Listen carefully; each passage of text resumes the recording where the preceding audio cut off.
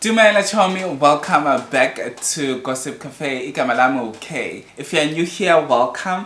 And if you're a returning subscriber, thank you so much for gracing us with your presence. And let's recap everything that happened on Metro FM. Not everything, but some of the things that happened on the MMAs. The MMAs were held in Mbombela, Mpumalanga on the 6th of the current month, which is last Saturday. So we need to talk about the whole thing. We need to review the whole thing. You know, Metro FM was off for the longest time, and they came back for the first time after the hiatus, and they were coming back as their Black is Back theme. So without wasting any more time, let's get into this video.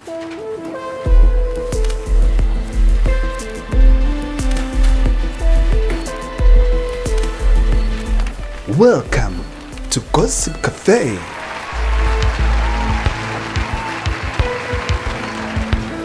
So Metro FM took place, and firstly I would say they had obviously the on-stage presenters and the backstage presenters. I will say the backstage presenters were more vibey than the actual show, because the on-stage presenters are good at what they do, and I feel like I was feeling Katlego Mabue's energy more than Lerato Kganyago's energy. Lerato Kganyago is a good presenter, I wouldn't lie when it comes to that one.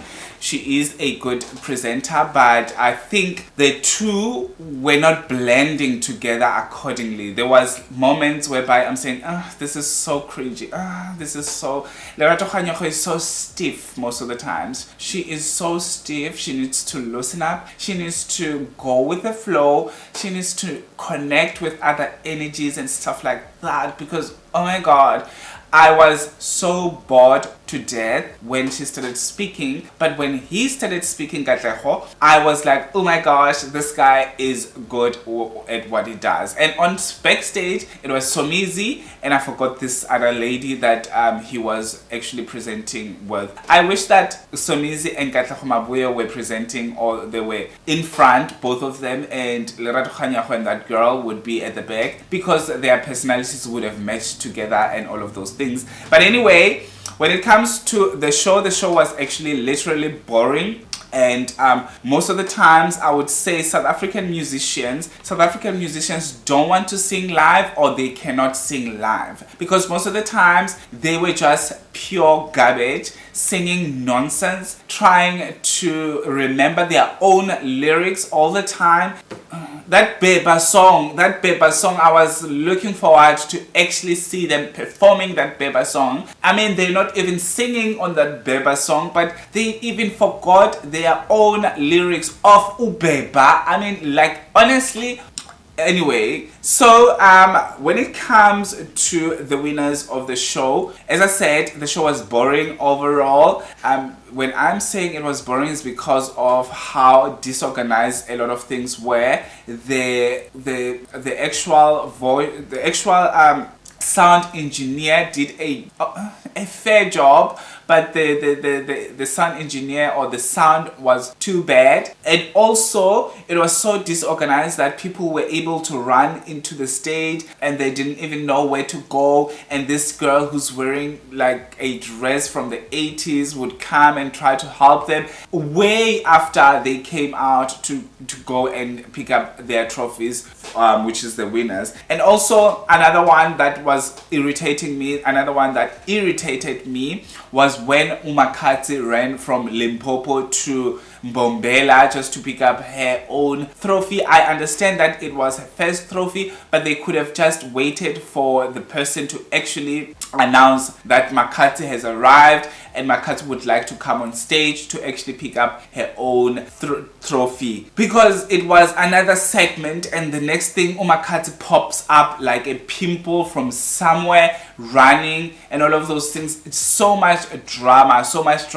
And also I would say I like like the fact that Somizi gave her a chance to actually talk and all of those things backstage. But on stage, I just find it so chaotic that she just popped up and then the whole thing had to be rescheduled so that she can speak or take the actual trophy with her. That should be controlled, because obviously we are not sitting at home or we're sitting in the stadium just to see people doing whatever they like on stage. That's about it when it comes to that. And their teleprompter, I understand the teleprompter sometimes goes off, whatever it does, whatever it wants, or whatever, I don't know. I mean, we've got load shedding, we don't even know if they were having generators there and stuff like that. And obviously from when the load shedding goes off, a generator has to take time to actually start and stuff like that. Sometimes the teleprompter would be interrupted because of that. I don't know. That is not my excuse for any stupid stuff that we're going on. And I mean, where did they get these people? Because obviously these people didn't know what to say on stage. They didn't know what was going on the teleprompter. Look at this lady, she looked very confused and stuff. And talking about confused, what was going on with Babes Wodumo? Like, Babes Wodumo should just take off again and grieve, because I feel like she is still grieving if she is not on drugs.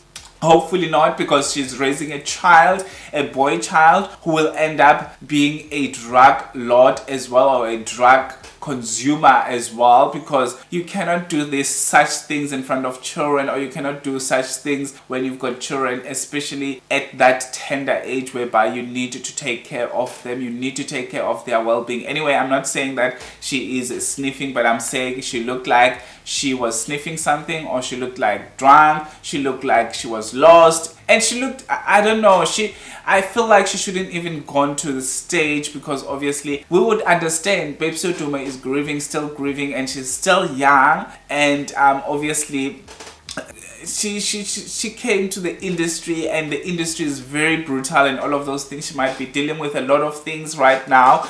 And when she came to the industry, she was not alone. Now she is all alone. Mampintsha is no longer there and all of those things.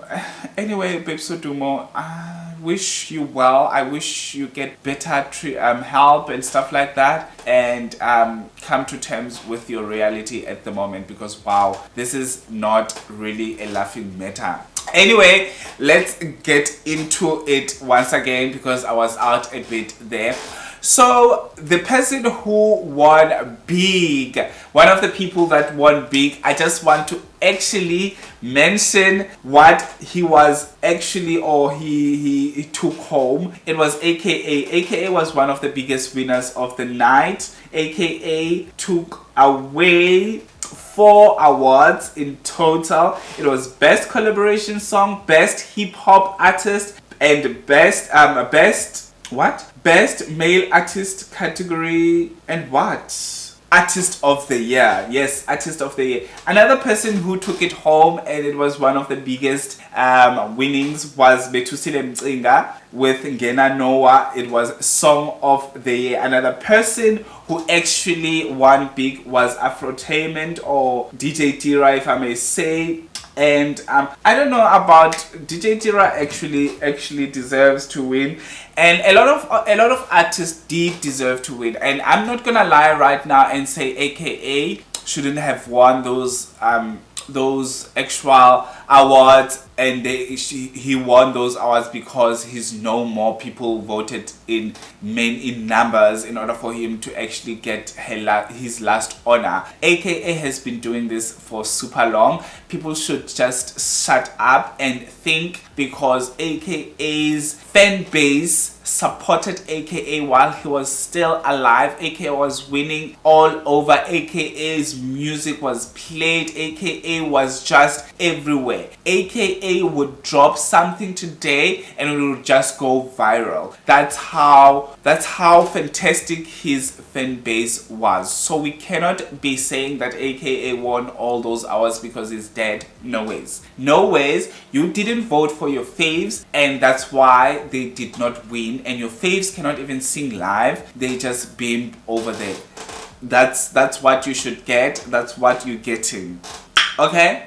That's what you're getting. And I wish going forward, Metro FM should up their game. I mean, Metro FM Music Awards were one of the biggest, actually it was the biggest awards in South Africa, because Summers are just useless. Summers are just crap. They cannot even organize anything. They cannot even organize anything. We need the Metro FM Music Awards to up their game again, because this edition was just chaotic. This edition was just not it. It didn't work for me at all. It was just chaotic. It was chaos all over. So anyway, Metro FM were just okay, and I wish next time they also would have monitors so that we can hear the noise from the actual audience, because we want those noise. If there is no noise for us at home sitting there, then we get bored, because obviously we just watching and then people taking away the awards without us hearing the actual vibe, because it's all about vibe.